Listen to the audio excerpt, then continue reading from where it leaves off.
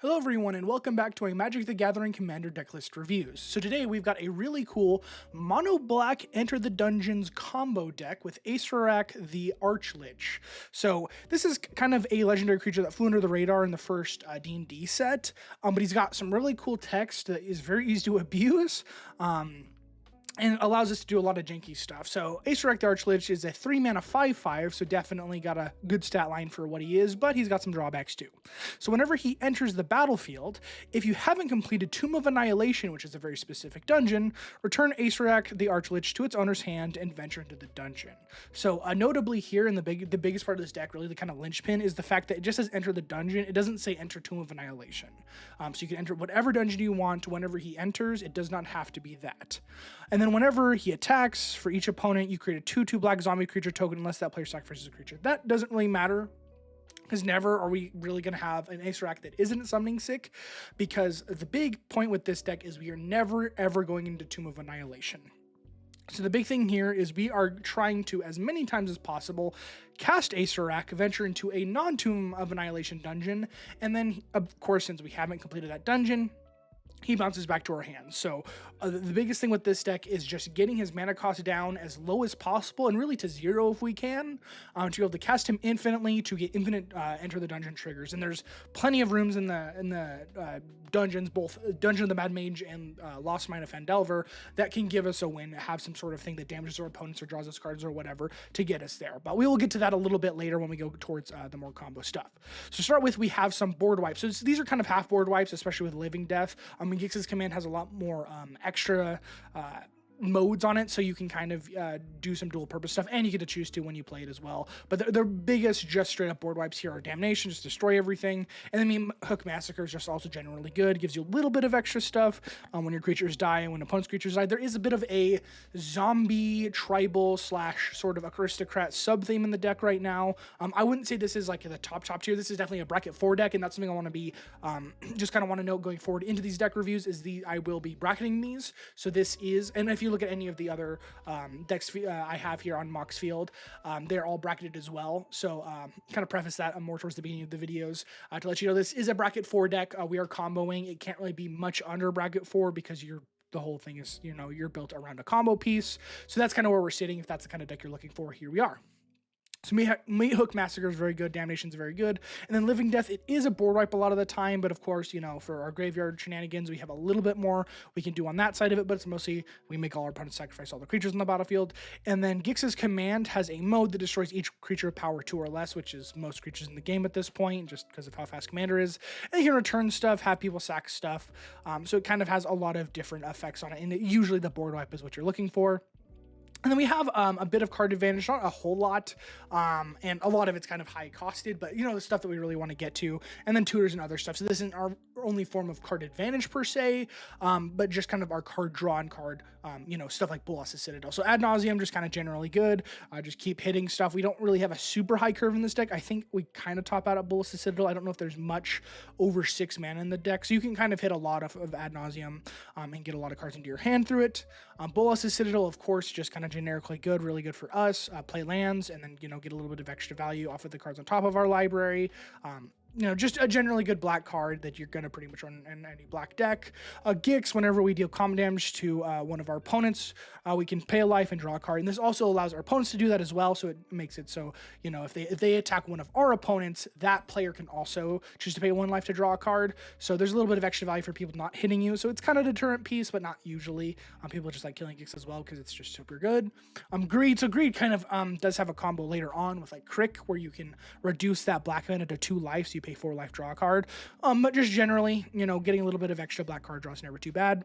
And of course, kind of the top end is Necropotence, being able to just pay life to draw cards, put them into our hand at the beginning of the next end step. Kind of just turbo, get to the cards we need to get our combo pieces. Really, it's sort of like a 3-mana tutor, because you're going to pay like 20 life into this the first time you use it. Sculpt a good hand and then kind of throw the rest away. Night's Whisper, just kind of the generally, I think, the best draw spell for black. Phyrexian kind of old but gold, you know, kind of gives us what we need to, gives us a little bit of extra card draw. I read the bones, again, just a little bit more card draw. And Sign Blood, kind of the boring ones and some cool ones up there. But yeah, just a little bit of extra card draw. We don't need it too much because we only really need 1 or 2 combo pieces for it to kind of go off. And then one of the big parts with this deck that is part of the combo is reducing the costs. So there's a few things that aren't strictly cost reducers in here, but they kind of add to that. So Carnival of Souls is a really, really cool one. A really awesome older card that says whenever a creature enters the battlefield, anyone's creatures, for that matter, you lose 1 life and add a black to your mana pool. So this is really cool if you have any activated abilities on the battlefield and can work for a lot of different things. But what really matters is when we're casting Acererak, we are able to basically reduce that black mana cost. So we do lose a life every time we cast him, but then we no longer have to basically pay the black mana because every time he comes down, he gives us a black mana, goes back to our hand, and we can cast him again. So kind of reducing it there. Fire Flesh kind of has that crick effect where for a black permanent spells you control, you can pay 2 life rather than 1 black pip in its cost. So that also reduces the cost to 2 life. A little more expensive than Carnival of Souls because it's 1 life and then 2 life, but another cost reducer. Our biggest one really in here that we really care about is Heartless Summoning. Gives creatures we control -1/-1, but it gives creature spells we cast cost 2 less to cast. So that's the biggest thing there. Even just reducing Acererak to 1 black mana is pretty huge, and we don't really care how big he is. He's a 5/5, so he won't immediately die to state-based actions here. Doesn't really matter that way. And also, of course, this allows us to get down, to Fire Flesh and Crick way easier. Helm of Awakening. All spells cost 1 less to cast, so this is, sort of a symmetrical effect for all our opponents, but we get to use it a lot more effectively in the deck, which is kind of a big deal. Jam Medallion makes all our stuff cost 1 black less. All our black spells cost 1 colorless less to cast, rather.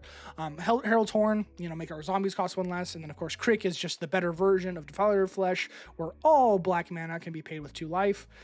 Silence Anvil, so we can imprint creatures. It's sort of a slightly more expensive Heartless Summoning because not only does it cost 1 more mana, but we also have to pitch a card to it. But again, still reducing that cost we really need to. And then same thing here with Urza's Incubator. We choose Zombie and reduce the total mana value of Acererak to just that 1 black. So any combination really of those 2 cards, getting like a Carnival of Souls, one of these 3, and then pretty much any of the other ones, and hopefully, enough to get that 2 reduction to basically not have to pay any mana for Acererak. Therefore, at that point we can kind of just do through the combo.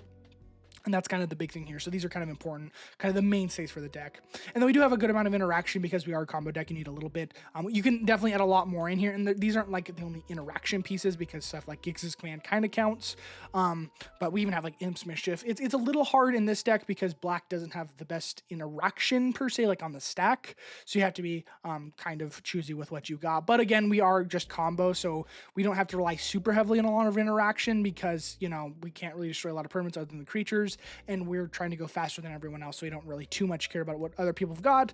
But, we got kind of our basic stuff. A Defile just usually kills a creature. Fatal Push, a lot of time we're having, a Revolt trigger a lot of times because, mana costs, and we are an aristocrat deck, so we can get that off a lot of the times. Fill the Profane, just kind of generically good because it's that cool flip land. Go for the Throat also just kind of hits most creatures. Sheoldred's Edict, sack what you need to, and then Dismember. I happen to get the Monty Python Secret Lair, so I was like, yeah, I might as well throw it in here. And sometimes, it can end up mattering there. And kind of a generic land package, we do have the good black land, so a bunch of swamps, of course, and then Spymaster's Vault. If we really need to, it's just, you might as well run the better lands if you can in the deck. So we have that in here. Allows, a creature to connive equal to the number of creatures that died this turn. So it kind of plays into that aristocrat theme a little bit.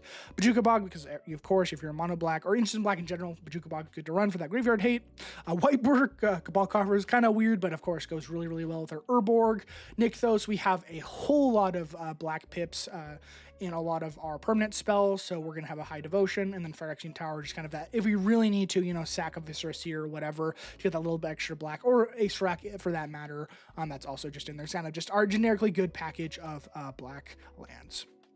And so these are our payoffs. So once we get to the point where we are casting Acererak just an infinite number of times, these are kind of the ways we start winning the game. So Roaming Throne is kind of, I would say, the weakest of these because it doesn't immediately give us anything. It just double triggers. So at the times where you aren't quite infinite with Acererak, this is still just really good because it gets you through and allows you to go through dungeons so much faster and get to that last room payoff. And I'll talk about the dungeons at the end when we get to the tokens at the end of the review here. But yeah, it just kind of allows you to double trigger there.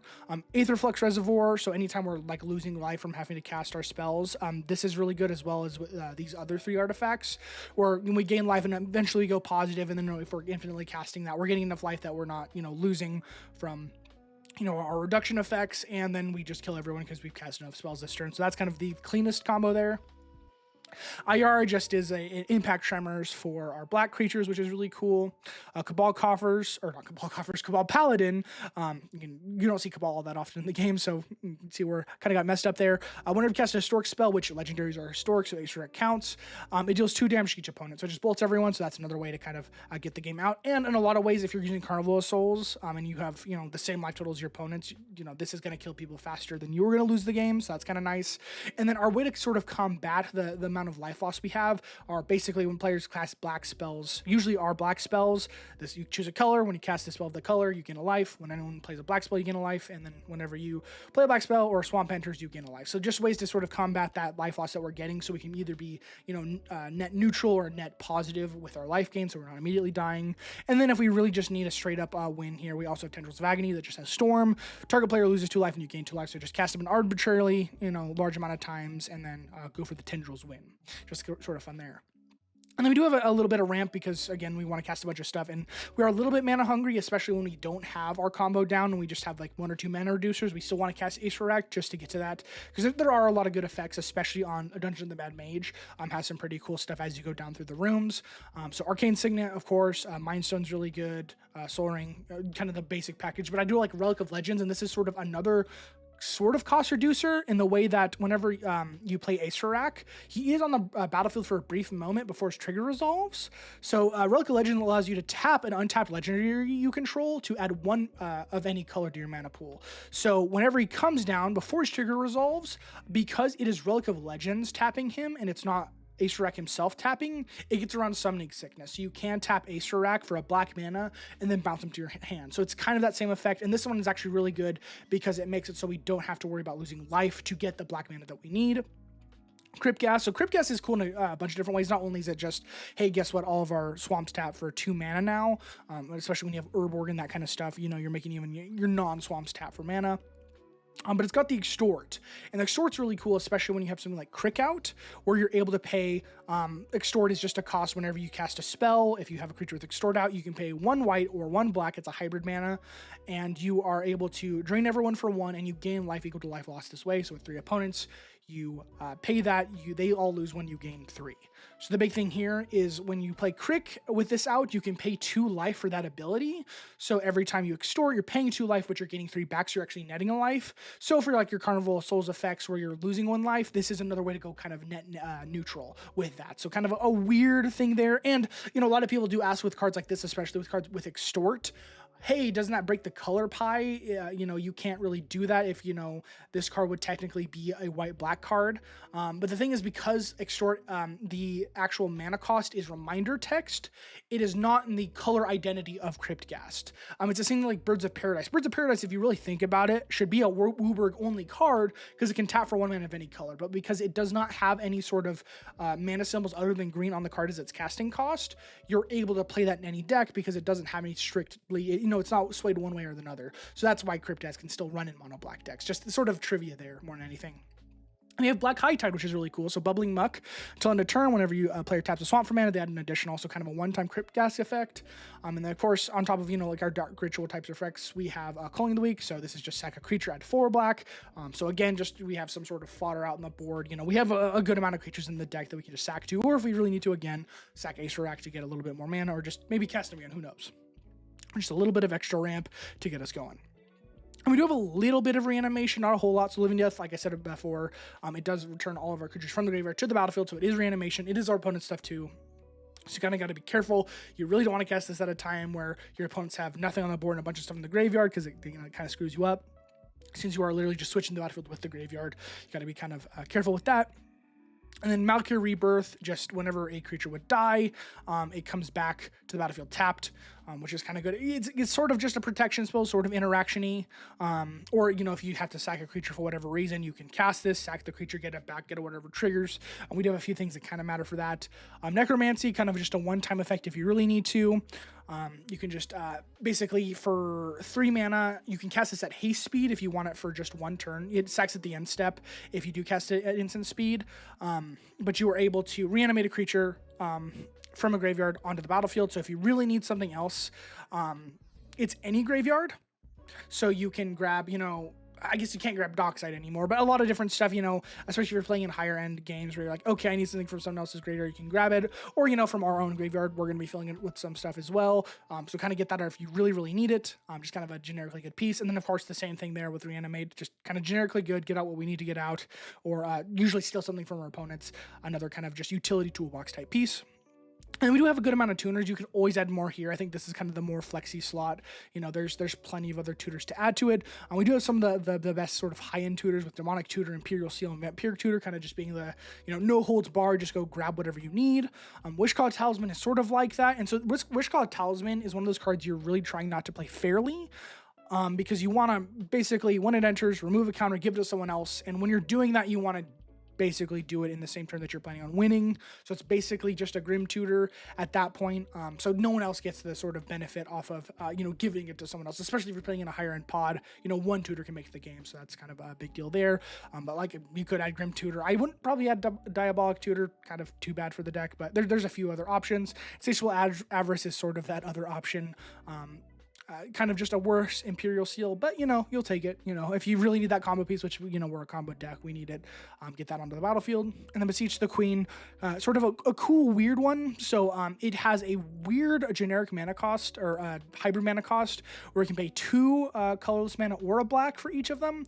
Always going to just be 3 black. And then you tutor for a card with mana cost less than or equal to the number of lands you control. So out of all these, this is the only one you do have to reveal, because with all these other, most black tutors in general, they don't specify a card that you have to find. It's just any card in your deck. So that's why you don't have to reveal, but because you have a stipulation of what you can search for, you do have to reveal the Beseech the Queen, but still generically good. Most of the time, you know, if you hit 3 or more lands, you're going to get what you need. And most of our combo pieces are at, you know, 3-4 mana to get. So it's pretty good there. And then, so this is kind of our generic value pieces here. Just kind of the stuff that is good for the deck that's nice to have around. So Viscerous here, so when we do, there's a few ways we can kind of generate tokens, or if we need to sacrifice creatures, get, you know, scry that, the cards we need. And there's a few things within the dungeon that, you know, scrying stuff can kind of matter. The dungeon even scries a lot of times as well. Pitiless Plunder and sort of Phyrexian Altar, there is some combo stuff you can do in here besides just the main combo, but this is, the main thing is Acererak, and then there's a little bit of extra there. So, you know, make a bunch of extra mana with both of these. The Dothi Voidwalker is kind of a hate bear, just stack CP, where, you know, really a lot of times what this ends up doing is puts a counter spell under it when someone gets their stuff countered, and then you can cast it again. Because, you know, let's say you're doing your combo or whatever, and then you want to cast Aether Flux, and then someone wants to counter that. Well, when you do so, you can kind of put cards underneath Dothi Voidwalker, or, you know, you can say it for a time that it matters, where stuff goes to the graveyard, it gets put under Dothi instead, and then you can kind of just have that value there. And of course, it's graveyard hate as well. You know, people can't put stuff to the graveyard because it gets exiled under Dothi. And the cool thing with Dothi, and the biggest part there that I didn't realize for the longest time with this card, is that you get to play a card under it when you sack it for free. So that's the kind of the big thing there, is you get you can get a lot of value out of him, and he's just kind of generically good. Seasonal Loss is, I can't say a board wipe. You can make players sacrifice up to 5 creatures, so that includes you. So it's sort of board wipey, but it has a lot more potential in the other slots, especially with the 2-paw mode, where you draw a card for each creature you control that died this turn, so more that aristocratic sort of effect. And then 3 mana, each opponent loses X life or X's number of creature cards in your graveyard. So again, if you have a little bit of extra in there, that works as well. But it's usually a combination of, hey, I want to make everyone sacrifice some creatures, and then you know, draw 1 or 2 cards, usually, you know, a few in there, but kind of just another modal piece if we really need to as a part of that. And then we have some kind of generic zombies that fit within that our archetypal sort of strategy there. So a Curse Marauder and Flashbug Marauder are just more edicts where they enter and make people sack stuff. Murderous Rider technically is a zombie, but a lot of times you're just using it as the interaction piece to destroy a creature or planeswalker, though you can, you know, play it out. And then we have a few, you know, payoffs for it. It's like Noxious School is really good, and it's great with our commander. So whenever it or another zombie enters, all non-zombies get -1/-1. So when you're doing that sort of combo, even if you can cast Acererak, you know, the non-infinite 3 or 4 times, giving the whole board -3, -4, whatever, that usually wipes out everything. So you can kind of just do a recurable board wipe every single turn with that.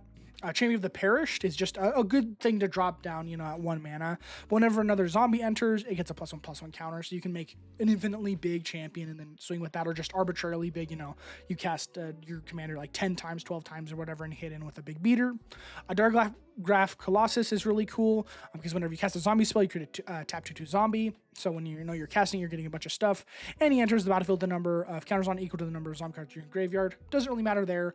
This is really cool when you have something like a Phyrexian Altar out. That's kind of a nice combo there, is the fact that you can kind of, again, find a way to replace the black mana of Acererak's mana by, you know, casting Acererak, you get the zombie token, sacrificing Phyrexian Altar for the black mana. You can kind of do that over and over again.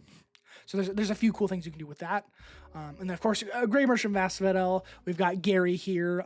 Like I said before, our devotion's pretty high. So whenever he enters, everyone loses X life and you gain X life, where X is your devotion to black. Or specifically, it's not just your devotion to black. Everyone loses life equal to your devotion to black, and then equal to life lost to the sway is what you gain, sort of like extort. So you can triple whatever your devotion is most of the time if you still have 3 opponents. So that's really, really good there, and a lot of times can, you know, win you the game as well. You know, sacrifice it, reanimate it, that sort of thing. And Warren Sword Trader is kind of just another way, sort of works like a Phyrexian Altar if you need to with Diregraph Colossus, where you can just sacrifice another creature, create a treasure token, and it just happens to be a zombie as well. But a little bit of extra Aristocrat package, just kind of on the back end, you know, if you have something else to do, a little bit of extra there. Yeah, so these are our actual, so we don't really care about the dungeon of Tomb of Annihilation, because it's just, if we ever enter it, then we have to finish it, and then our commander gets turned off because we just want to keep bouncing them over and over again.